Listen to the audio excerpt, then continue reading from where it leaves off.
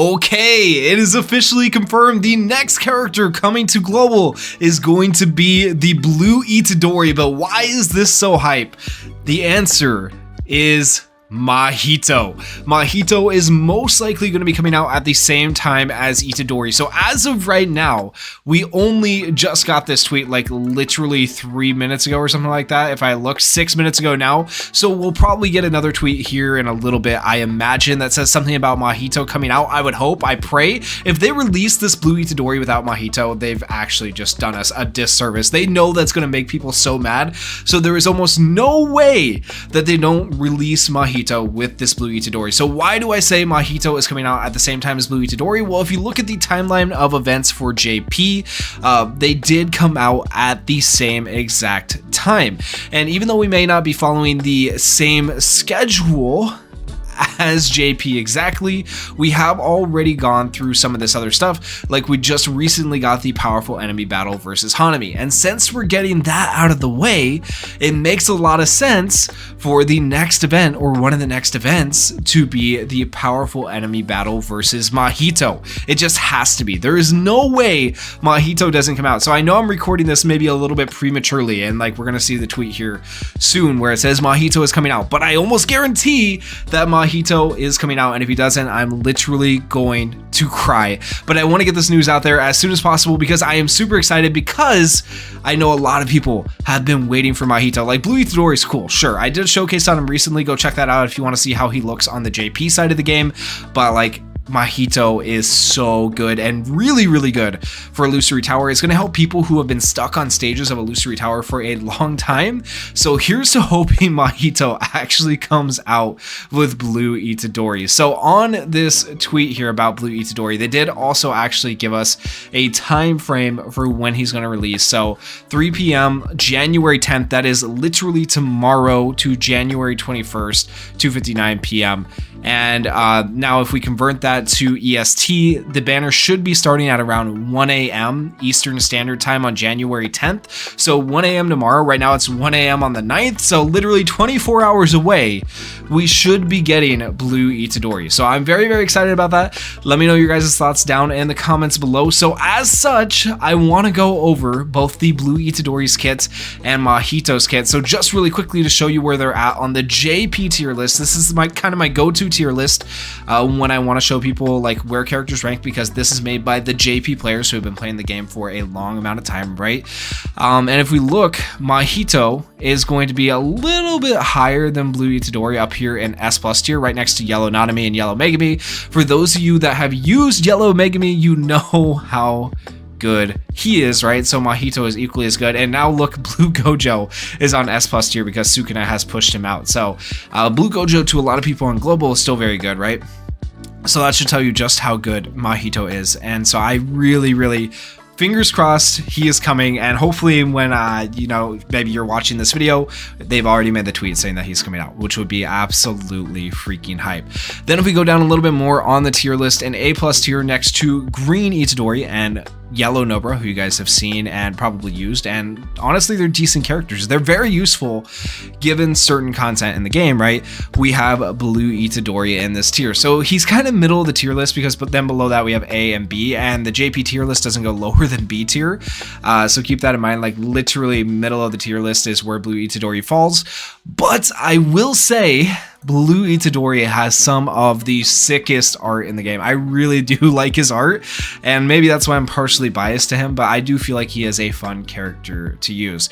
Now, the one downside to Blue Itadori, though, and why you probably don't want to pull for him, is because he cannot be used with Blue Sukuna. He is kind of like a good buffer unit for blue type characters. He's good with Blue Gojo, so he'd be really good right now on Global.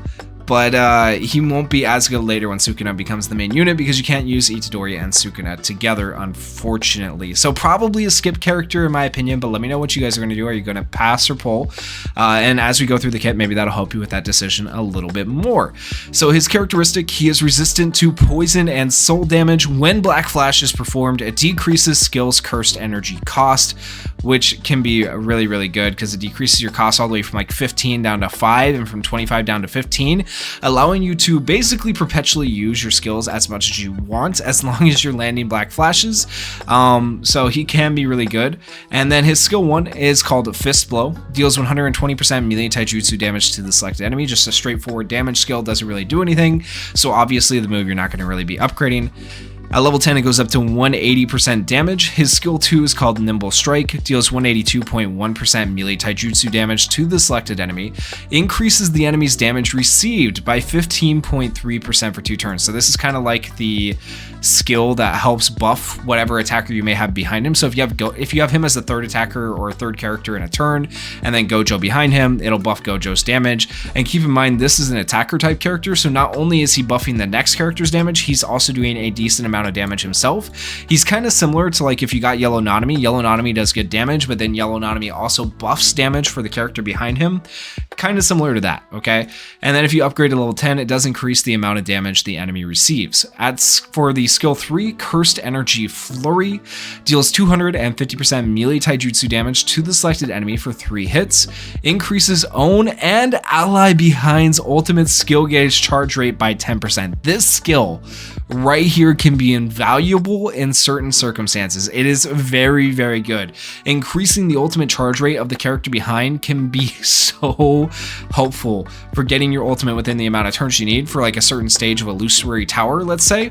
So I think this is actually insanely good support and not to be underrated, and it can be used in a couple of different situations. This is kind of a niche character, but definitely has some uses. At level 10 though, it doesn't change the charge rate, which is my one sadness. I wish it changed the charge rate to like 15 or 20%, because then this character would be much higher on the tier list. Imagine a 20% boost to charge rate. That would be crazy. And then the ultimate is Piercing Cursed Energy Punch, deals 490% melee taijutsu damage to the selected enemy, stuns the selected enemy with a 40% chance. That chance does go up with a level 10 up to 76%, and then increases own critical hit rate by 35% for 6 turns as well. So this is a character who's going to hopefully be able to perpetually land critical hits and black flashes and buff your other characters, and he has decreased energy costs, so he can potentially use these skills more or less whenever he wants. A very good character. He also has 3 auto skills here. His auto skills are kind of interesting. The Searching for Righteous Death is interesting, like good and bad at the same time. So Sukuna's Vessel at the start of battle grants poison and soul resist to self. Great. His second auto skill, Rapid Fire Attacks, when targeting the same enemy multiple times, increases own damage by 15% for every attack performed up to 55%. So the more he hits an enemy, the more damage he's going to do. Skills with multiple hits are counted as 1 attack. And then the last auto skill, the interesting one, Searching for a Righteous Death. At the start of each turn, if an ally's HP is 40% or below, excludes self up to 1 time during battle, attracts all enemies' attacks to self for 1 turn, reduces own damage received by 25% for 1 turn, and grants revival status to self 1 time. Now the bad thing is that I noticed about this is it's cool that he can draw aggro and then potentially die and come back to life, but if you have like 4 enemies in a turn and the first one attacks him and kills him, then and he gets revived, and then the other 3 want to attack him too, then he's just dead. And it's like, well, crap, what do I do? So it's good and bad. Very niche character, like I said. You got to know when and how to use him, but potentially one of the coolest kits and one of the coolest arts. Unfortunately, just not one of the better uses. Honestly, if they just increase the percentage once again of the skill 3 from 10% to like 20% at level 10, this character would be much better. But I love the way he interacts. I love the way he looks. He seems like a very fun character to have, but once again, not essential. So in my opinion, it's a skip character for most people, especially considering we have the hidden inventory characters confirmed to be coming at the end of this month. And my guess is after Blue Itadori, we probably get like Mechamaru or Red Panda. So if we go through here, Red Panda's next, right? And they did skip Mechamaru, so I believe we're probably not going to get Mechamaru until after the hidden inventory characters. I could be wrong. He could be the next character, but I think it's highly likely that we get Panda after Itadori. That would just make the most sense. And then we get hidden inventory characters. So, I mean, this should be a skip, and realistically, if they release Panda should also be a skip. But Mahito is a free-to-play character, which is very hype. So let's really quickly talk about what he can do. So I've gone over Mahito a few times, but I feel like not a lot of people necessarily know what he does or haven't really cared to pay attention because he was not really close to release. Well, now I think it's very likely that he comes out. And so his characteristic receives damage when targeted by reverse curse techniques. He's able to attack souls. He is weak to soul damage. His skill 1 is Defiguration Attack, deals 133.4% range taijutsu damage to the selected enemy. If the enemy does not have a weakness to green type, changes the skill effect to deals 133.4% range taijutsu damage to the enemy as a type that the selected enemy has a weakness to. Attacks without a type when selecting an enemy without a weakness. It's crazy. So he's basically type effective against everyone. While the domain is active, depending on own jujutsu and enemy's remaining HP, instantly kill the enemy. Honestly, his domain and being able to instantly kill the enemy is so good and essential for certain VE or not VE tower. Oh my gosh, I'm thinking My Hero now. For certain illusory tower stages, like right now I'm stuck on 445 illusory tower. Hollow Purple Gojo can nuke down the enemy on 445 on global like quite a ways, but he just can't quite finish it. And I don't have a green character that can finish the damage until Mahito comes out. So I need Mahito to come out to be able to finish illusory tower 445. And I haven't put out the other videos at this time for I think 41, 42, 43, 44. So those videos will be coming out for Illusory Tower soon. I have completed all of those, so be on the lookout for those.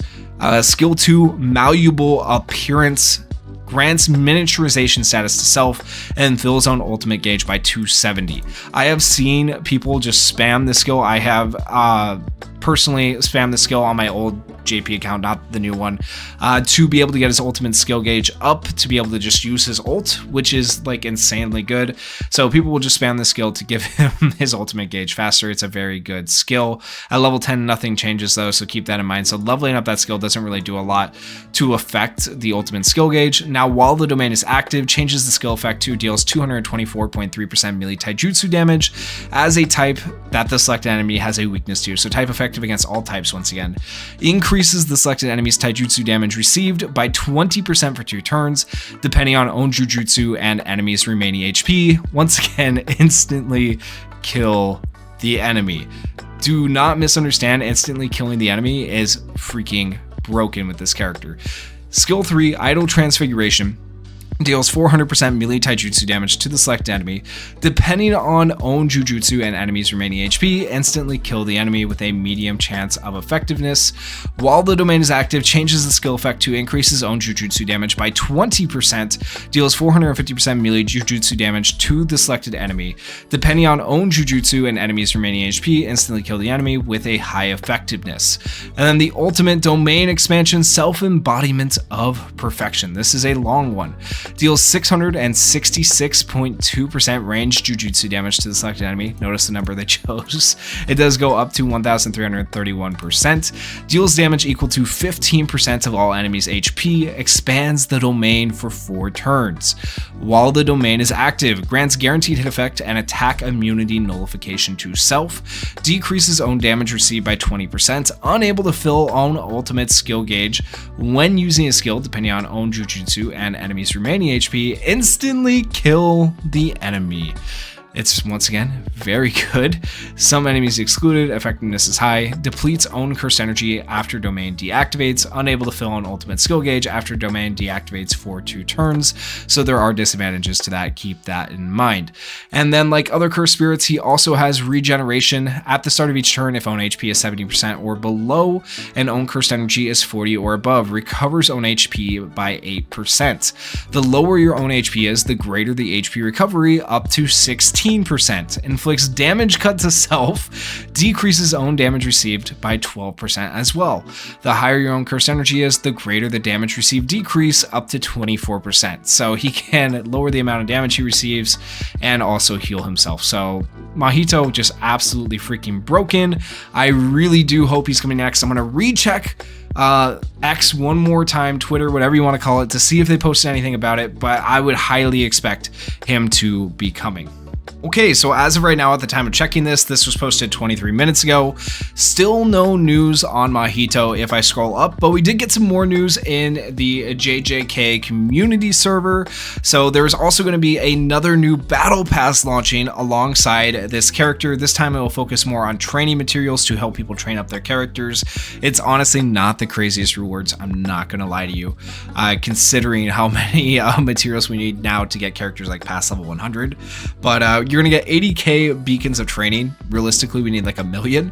You're gonna get 64k JP. You're gonna get 8k beacon of recollection bits, and you're going to get 500 cubes. All of that is free from the new battle pass, okay, to be clear. And then there's also going to be, however, paid tiers that add 30 AP packs, which is a lot of AP packs, and 41 impure Jujutsu crystals. That's going to be sold alongside 1,430 paid cubes, and the price is going to be $12.99 for that. So not too terrible, I guess, at least from my understanding. The pass will last from January 10th to January 17th, so keep that in mind. But I don't know, let me know if you guys are thinking about spending money on that. For 30 AP packs, if I'm understanding that right, if it's 30 AP packs that you get from January 10th to January 17th for $12.99, that might actually be worth it. I don't know if I'm reading that correctly. That's just the way it reads in the Discord. I guess we'll learn more on it here shortly, probably. But also let me know if you guys are going to be summoning for the new Itadori. Are you going to potentially summon for Panda, who is probably coming up next? Or are you going to be skipping both these characters and saving for the hidden inventory characters that are definitely coming at the end of the month? And also let me know if you're hyped about Mahito and if you hope that he's coming as well. Once again, not 100% confirmed yet, but I expect something to come out here soon would be my guess, but we will see. So if you guys enjoyed the video, please consider going down there, hitting that like button, hitting that subscribe button, and thank you guys so much for watching and supporting the channel. Peace.